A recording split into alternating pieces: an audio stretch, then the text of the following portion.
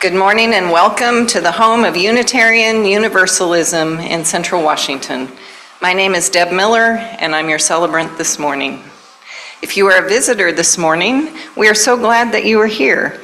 We welcome every person of goodwill, just as you are, whatever body you inhabit, whomever you love, whatever your age, you are welcome here. We invite everyone to continue our communion socially after the service with treats, refreshments, and conversation, both in person here or on Zoom.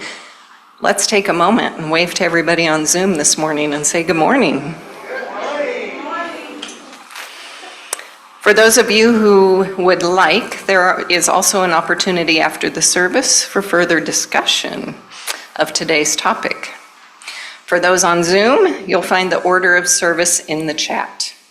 And now, take just a moment and greet those around you today, especially someone you don't know.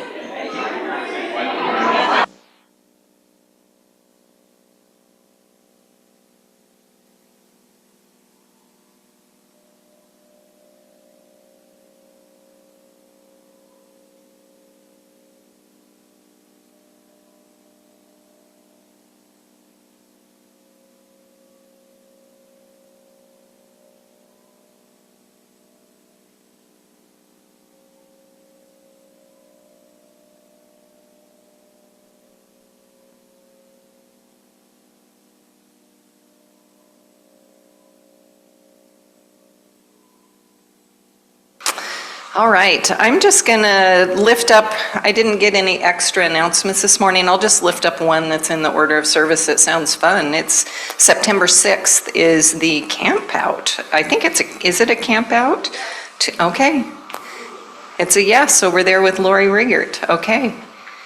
So do you have information afterwards if people have questions? All right, you can check with Lori.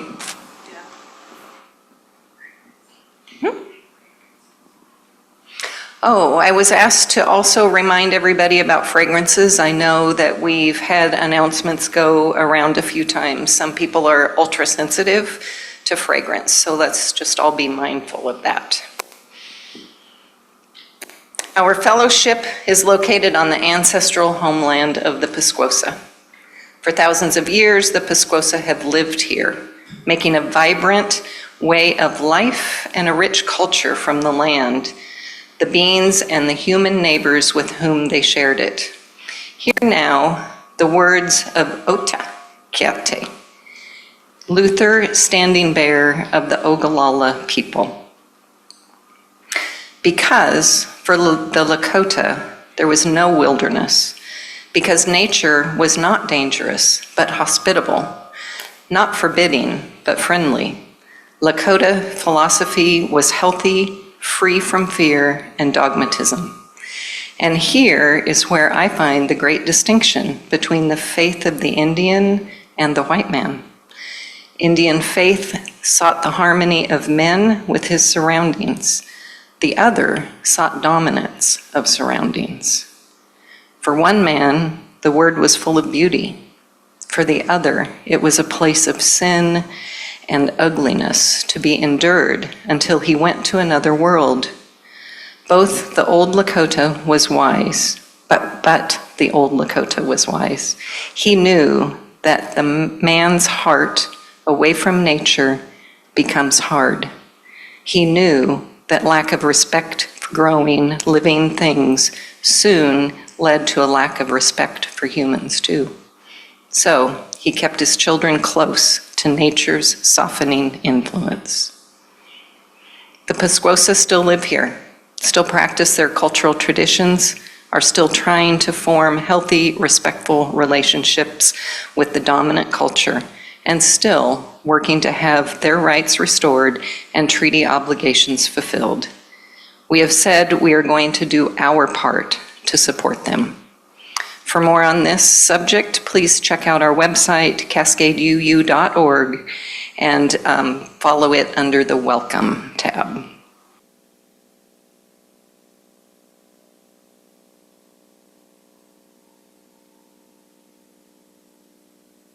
Good morning. Morning. For those of you who don't know me, my name's Lynn Madsen. I will be your moderator this morning. Every year, those of us involved in creating worship get together in the summertime, and we talk about what we're going to be doing new or differently, or what we can do better.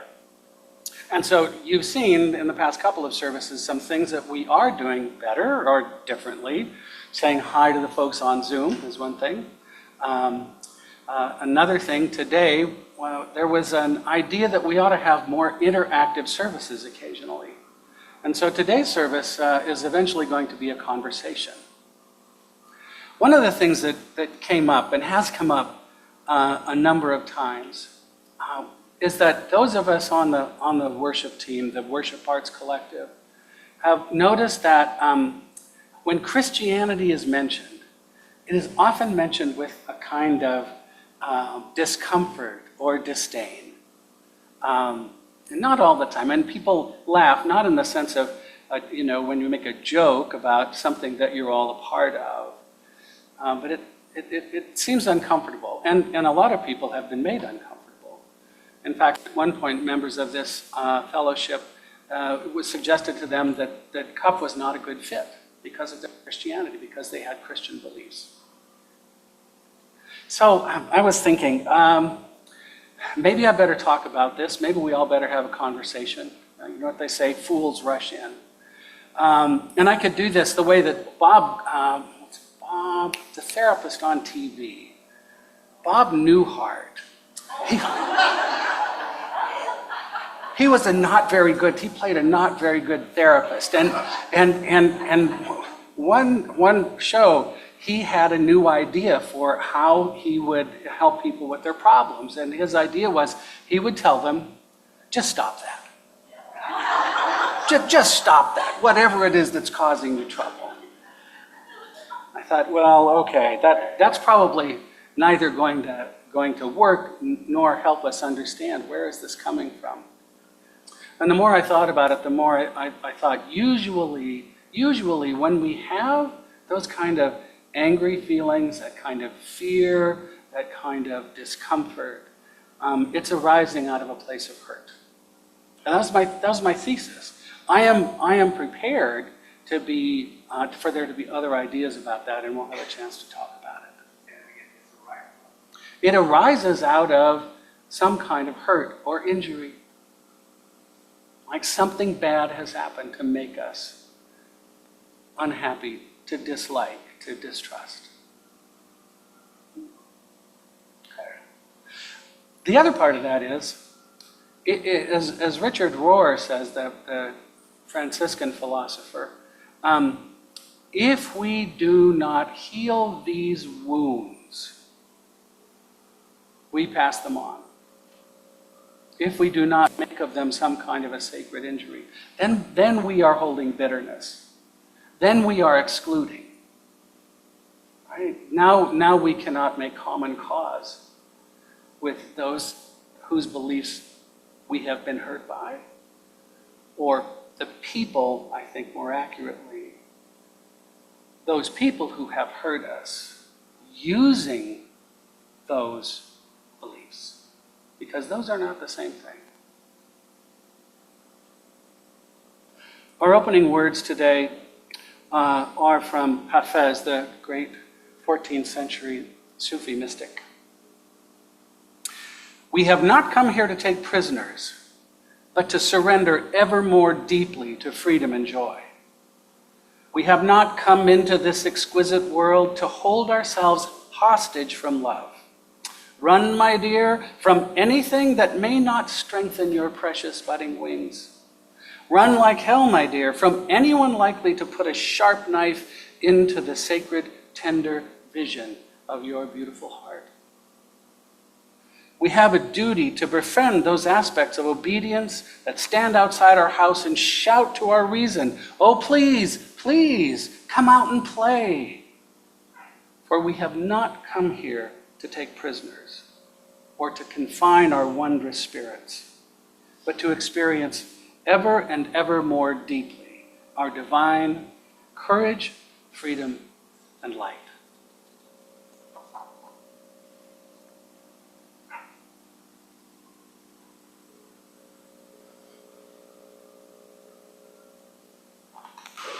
The chalice and flame symbolize our congregation gathered in principles and faith.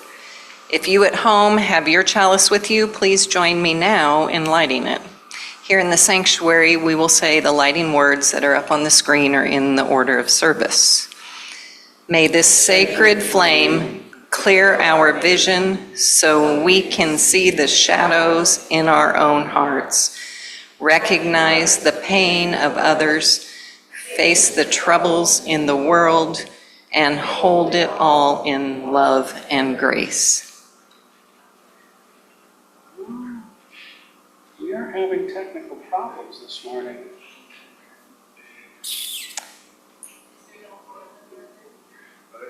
There's oil.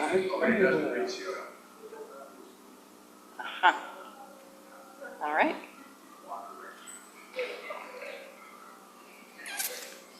All right.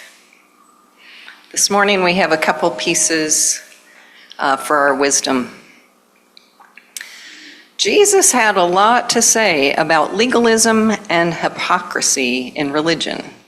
None of it nice. From the book of Matthew, chapter 23. Then Jesus said to the crowds and to his disciples, "The scribes and the Pharisees sit on Moses' seat. So practice and observe whatever they tell you, but but not what they do." Let me read that again. Practice and observe whatever they tell you, but not what they do. For they preach, but do not practice. They bind heavy burdens, hard to bear, on men's shoulders, but they themselves will not move them with their finger. They do all their deeds to be seen by men, and they love the place of honor at feasts and the best seats in the synagogues and salutations in the marketplace, and being called rabbi by men. Woe to you, scribes and Pharisees, hypocrites! For you tithe mint and dill and cumin, and have neglected the weightier matters of the law, justice and mercy and faith. These you ought to have done without neglecting the others. You blind guides, straining out a gnat and swallowing a camel. And the second is Strange and Foolish Walls by A. Powell Davies. The years of all of us are short and our lives precarious. Our days and night go hurrying on, and there is scarcely time to do the little that we might.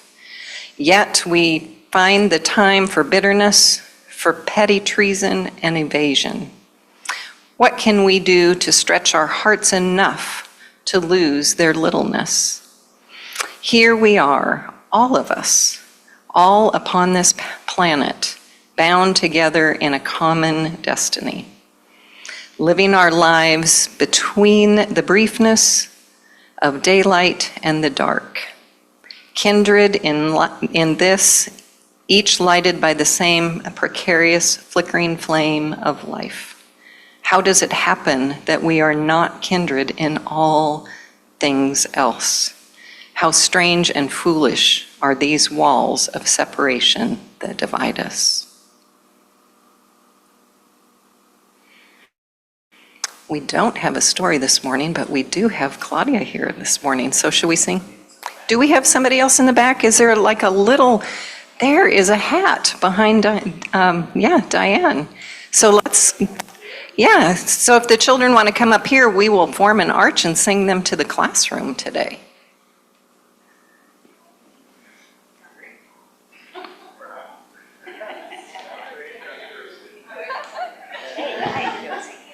Hi.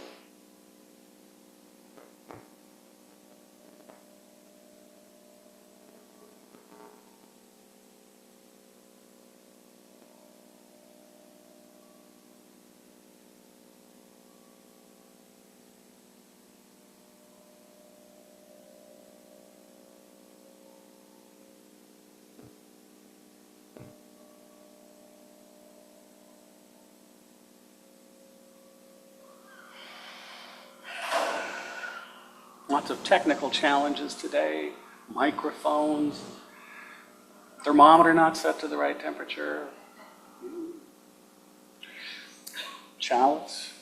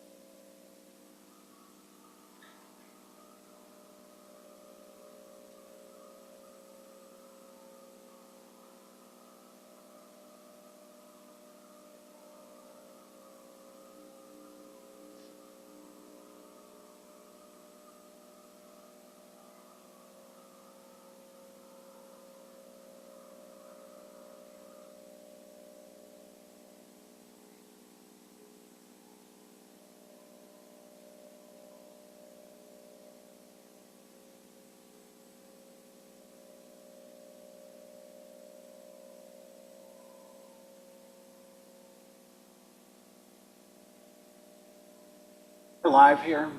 Yep, okay. So I grew up with a very liberal Methodist mother and a Mormon father. And unlike a lot of young people, I was very interested in religion from a very, very young age. I went to both churches. Particularly was interested in attending the religious education parts of that. And I was very fortunate because, well, a couple of reasons. Number one, I was always a skeptic. First of all, I was skeptical of anything that didn't make sense to me. And I learned very early to be skeptical of people in power. I learned that they were not always to be trusted to be using their power for objective or the greater good. But I was also fortunate in that my curiosity and disagreement was welcomed in both of those religious places. So yeah, and I think that was, I was fortunate, and I think that is unusual, right? That at fifth grade I could go to Sunday school class and say, why is it? I mean, I know that we were made this way, but I'm hoping that maybe someday I could bear a child out of my body. Right? And that was not necessarily seen as a blasphemous kind of a thing. Or I could say, the science doesn't really support all of these notions. And people would talk to me about that instead of telling me to shut up and have more faith. I know that that's not the experience of a lot of people. Unitarian Universalism becomes a haven for a lot of religious refugees. A lot of religious refugees. Many people have been injured, been frightened, been made uncomfortable, been told that they are bad or wrong, or that they really don't maybe even exist. What they think they are is not a real thing. One of the notions that I want to hold up here is the notion that this is not the religion, or it is not the teaching, it is the use of the teaching by humans in the pursuit of power, in the pursuit of protecting their own fear, in the pursuit of their own rigidity and insecurity. That's how these religious injuries mostly happen. Because if we read down into the scripts of almost all the major religions, while we find some things that are questionable, or they bring us to doubt scientifically or even theologically, almost all of the basis of most religious traditions is love, acceptance, taking care of people, making the world a better place. But I know that that's not everybody's experience. And so today I'd like to just have a little conversation about what your experiences have been like, specifically about this notion that we have found that CUUF struggles with Christianity as a faith or a teaching or a set of beliefs that we can bring forward as part of our understanding of the world and our spiritual growth. So I'm going to move this out of the way so we can all be more or less on the same level.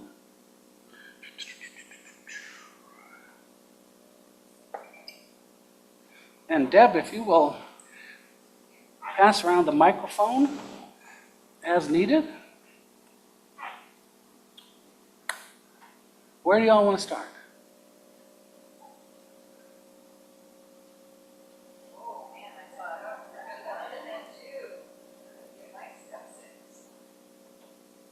Hi, I'm Marta Flores.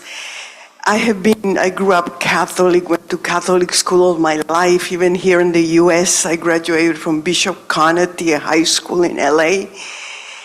And it has disappointed me terribly all my life. But the biggest thing, the most painful, the last straw that broke my total back was when my brother Miguel, who was gay, died of AIDS in '91, and he requested a Catholic service because he was a big Catholic, and so we did. And the priest was so insulting to my mother and I, the only family. He didn't even came to us, to the first pew where we were sitting, and said, "I'm sorry about your loss." Nothing. He did the mass, not even looking at us. The sermon was about rich people who will not go through heaven, who an elephant can go through the needle, whatever. And because my brother had a lot of rich friends, so he saw a lot of fancy cars parked in the parking lot. But the thing was so painful that he didn't even acknowledge us. He didn't even came and said, "I'm sorry about Miguel."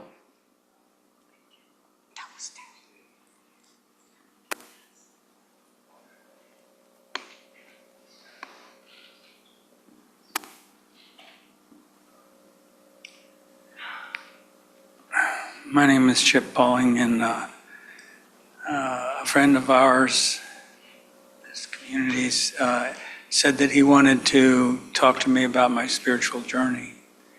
And so that just kind of put the seed, and for weeks mulling over the earliest time. The earliest time was summer school, probably age 5, the sign-up sheet for to get into the summer classes. And the lady behind there, I don't remember the words that she said, but she made me feel like I was a bad person. I was like 5 years old, something like that.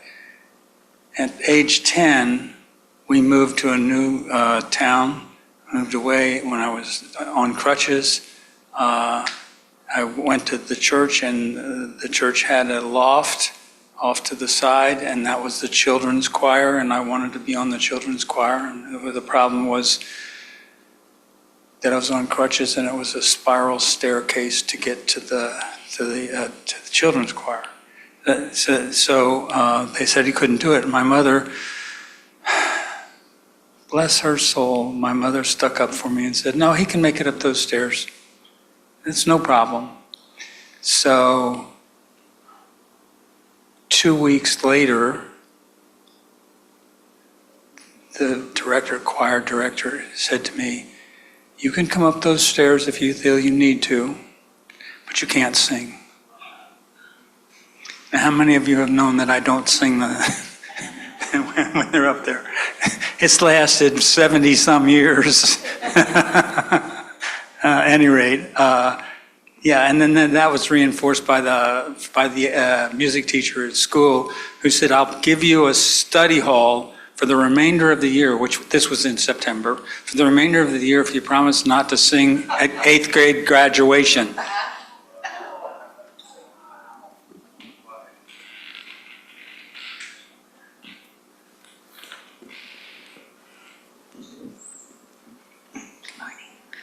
So my name's Hannah Blank. My entire extended family and my parents were all Mormon. And then my brother and me were born, and they started to question things and look at things scientifically. And we're like, well, some of it's not making sense, and we probably shouldn't be teaching it to our kids. So they left the church, but they never told my extended family. So I grew up all the way up until now, where when the extended family's in town, it's like we're still LDS, we're still Mormon, and we make up stories about all this stuff that we've gone and done for almost 20 years, and they still have no idea. But about 10 years into that, I had a friend who was LDS, and she took me to girls' camp, and I felt at girls' camp that I had this like huge religious awakening and that I was intended to be Mormon, so I started going to the church. And one of the nights I was going out to hang out with some of the girls, and the church leader that was with me had asked me if I was going to go to the temple. Well, I hadn't been baptized, so I told her that, but it's kind of controversial when you're like 12 to 15 and you haven't been baptized yet. People kind of like, well, shame you. So I told her in the car, I was like, yeah, I haven't been baptized. I'm still kind of new to this. And so, but I prefer to keep that to like just us. Like if the girls ask, it doesn't really need to come up. So inevitably the girls were like, hey, are you going to go to the temple with us? And the church leader that I had just talked to in the car pipes up and is like, oh, well, she's not baptized. So I got ridiculed and pushed out, and I never went back to church until now, I guess.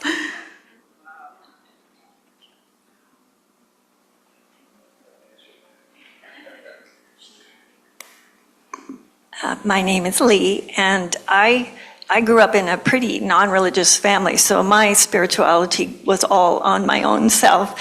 And I left the church, and just a couple years ago, I was talking to someone, and because I was asked recently at that time, was I a Christian? And I said, well, what do you say when people ask you that? And he said, I say yes. And I knew he wasn't a Christian, as quote it said. And I sat with that. He isn't a Christian because he doesn't X, Y, Z. And all of a sudden I realized that my leaving the church, I left with that rigidity of what I thought a Christian was.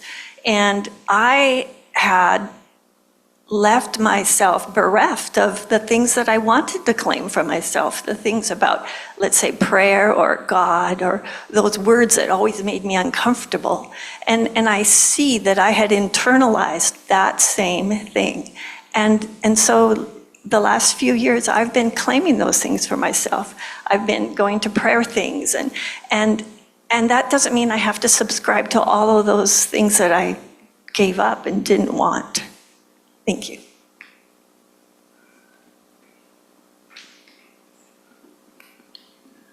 Thank you. Larry, again. Following on that line of thought, Lee, what I see is that there's so much good teaching that has flowed out of Christianity. That's it's hard to just say I'm not a Christian, because culturally we kind of feel like that's where we are.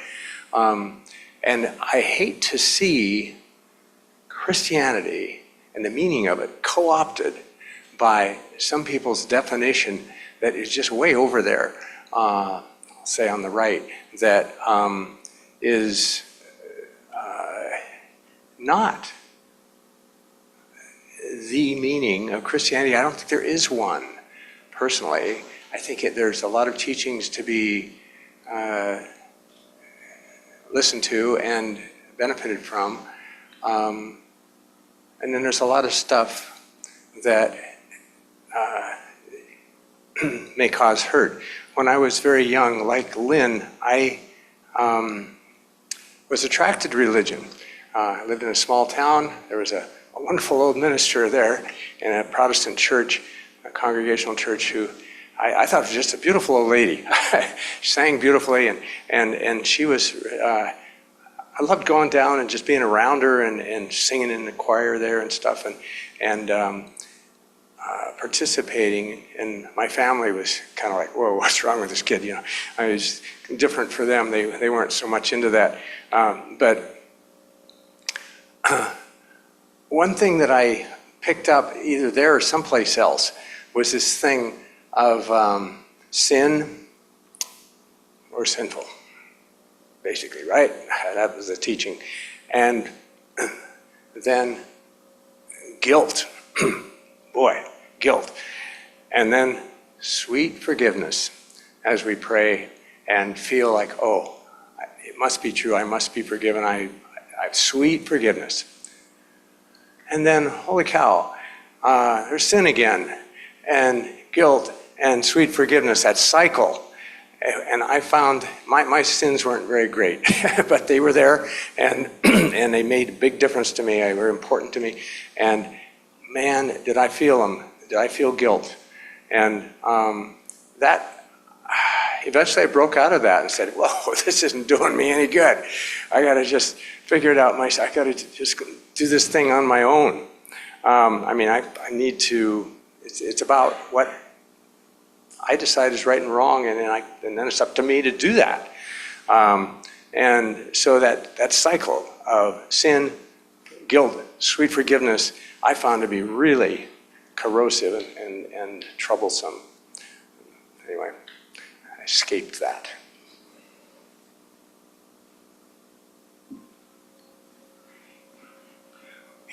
My name's Jim Szymanski. When I was younger, I was going to Catholic school. I was raised Catholic.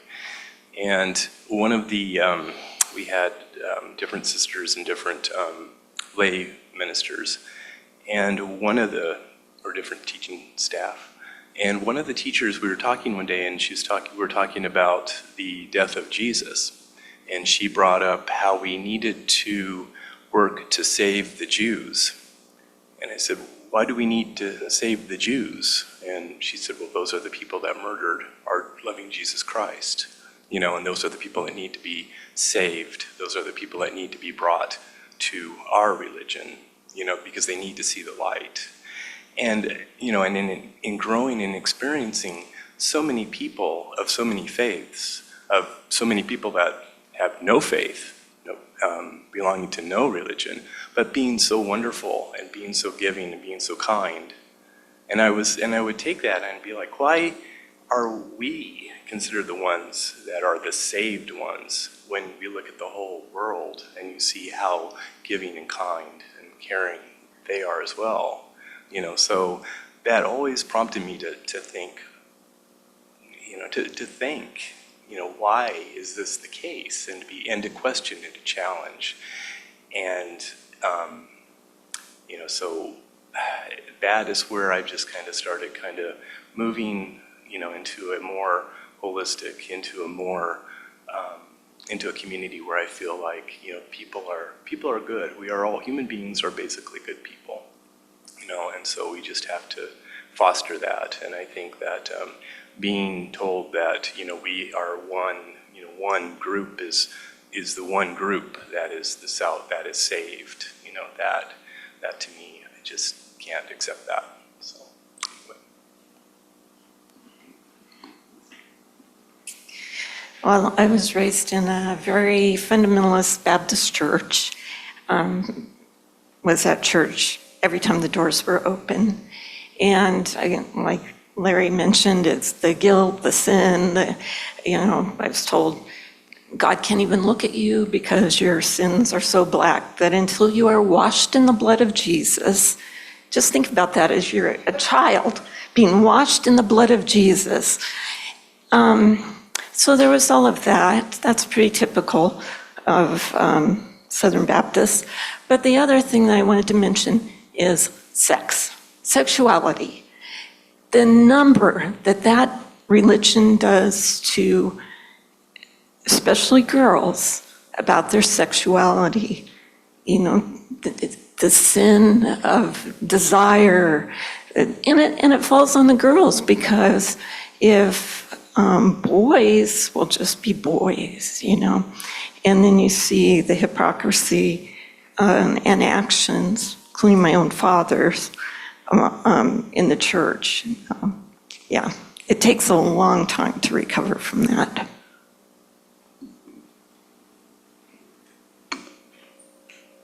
Hi, I'm Pat Whitfield, and like several of the people in this room, I was raised Catholic and went to Catholic school all the way through the second year of college. However, before I went to parochial school, both of my parents were of different faith. My mother was Catholic, my father was Protestant. And when I was 5, 6, 7 years old, my mother wanted me to be sure to be able to go to religion classes, but she didn't want to get up on Sunday morning. So my father would take me to St. Joseph's Church in West Orange, New Jersey, and drop me off so I could go to catechism classes while he went to a nearby cafe and had a cup of coffee and a cigarette and the Sunday paper, and then he'd pick me up. And I think that was pretty cool for somebody who was not raised Catholic, but to keep that commitment. Then I went to parochial school, very traditional parochial school, and after that I went to a Catholic girls' high school, and after that my first 2 years of college were at a Catholic women's college.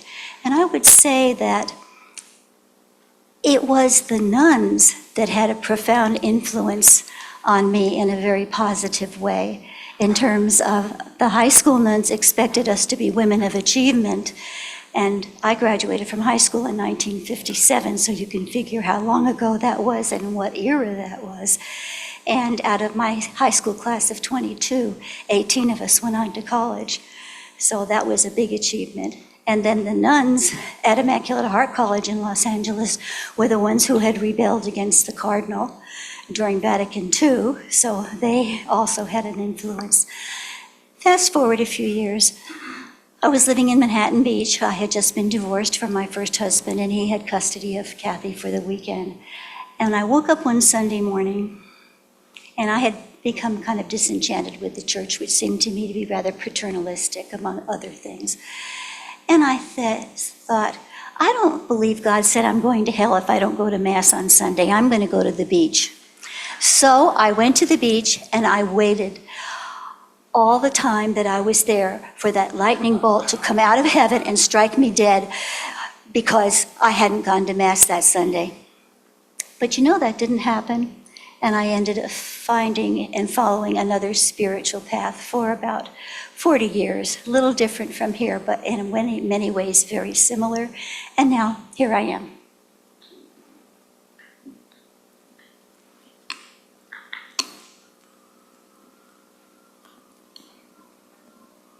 Hi, I'm Owen. Some of you may already know. I grew up in a Pentecostal environment. I was shame. There was so much shame. Everything I did, I couldn't do anything without going to hell. Everything I did was sending me to hell. I didn't know the kind Jesus. I knew the wrathful God. Every day of my life was in church. I went to church school. Every Sunday I was in church, morning and night. Every Wednesday night I was at church. Every Saturday I was at church working for, to clean up the grounds or whatever. So this is, I don't think, what a 6-year-old, 7-year-old should be taught. Anyway, fast forward a few years and I'm learning my sexuality and my political beliefs, and both of those things were frowned on. And not just frowned on, but I was being sent to hell for both of those things. Anyway, I had a lot of anger and contempt, which is what sent me to prison for 4 years for burning down that church. What was the final straw for me is when they took me down in the basement and started smacking me with Bibles and speaking in tongues, trying to cast demons out of me. So yeah, I do have a little bit of issue.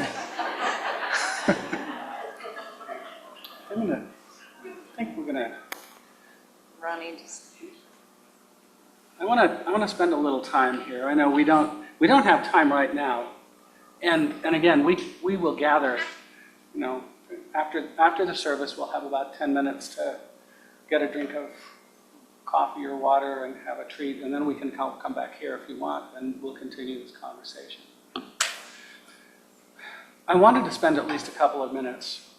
Okay. First of all, a lot of the stories that we heard started with a person. A person.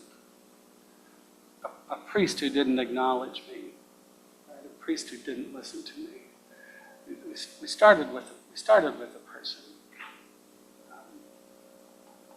The other thing I wanted to just think about a little bit is, so we have this pain, we have a secret. We had to keep a secret for years and years and years, and then at a most vulnerable time, that something about that gets betrayed, and then we're exposed. We are vilified, we are told we are not okay. We get trapped in a theology that seems to keep us focused on how bad we are.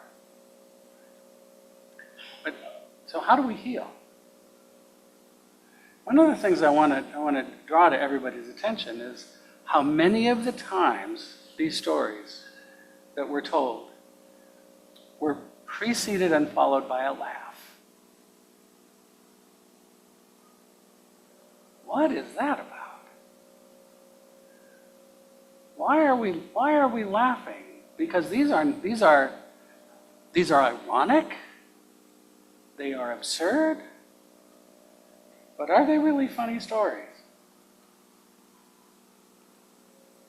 Why can we not tell these stories with a congruent emotional expression? Certainly Martha did. Right? We could see the pain. And I think if we are going to do something about the bitterness, if we are going to do something about this feeling that makes us recoil, that makes us move away from, that makes us laugh uncomfortably about Christianity or about wherever the injury came from, we have to acknowledge that the injury is there. And Jesus said, if you bring forth what is within you, what you bring forth will save you. If you do not bring forth what is within you, what is within you will destroy you. From the book of Thomas. Right? When we hold this pain, without talking about it, without making sense out of it, without seeing it, how it impacted the entire rest of our lives, right? It stays as a bitter, corrosive, or frightening element. And so we need to, if we're going to do something about it, it needs to be an active processing, an acknowledgement. It seems like this is the right kind of a space in which that can begin to happen.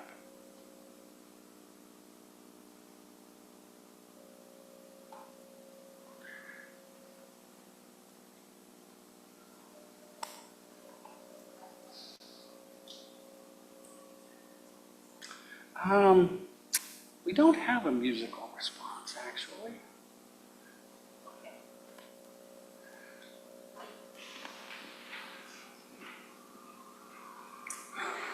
Oh, all right. Now's the time for the offering. The offering is an ancient element of worship. Giving, regardless of amount, is a spiritual practice that expresses our thankfulness and generosity. We live these values in abundance.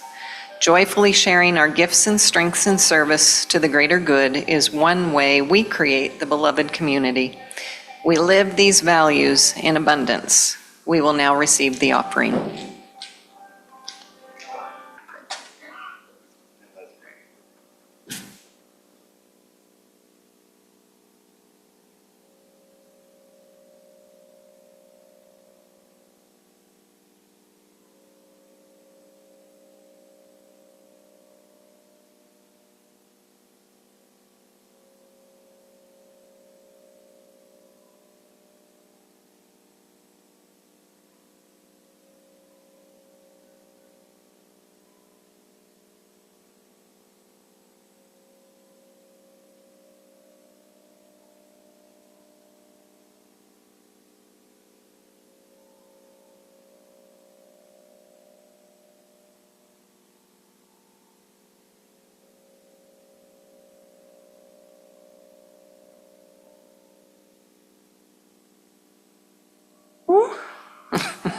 As we extinguish our chalice, please join me in saying the words printed on the order of service or on the screen.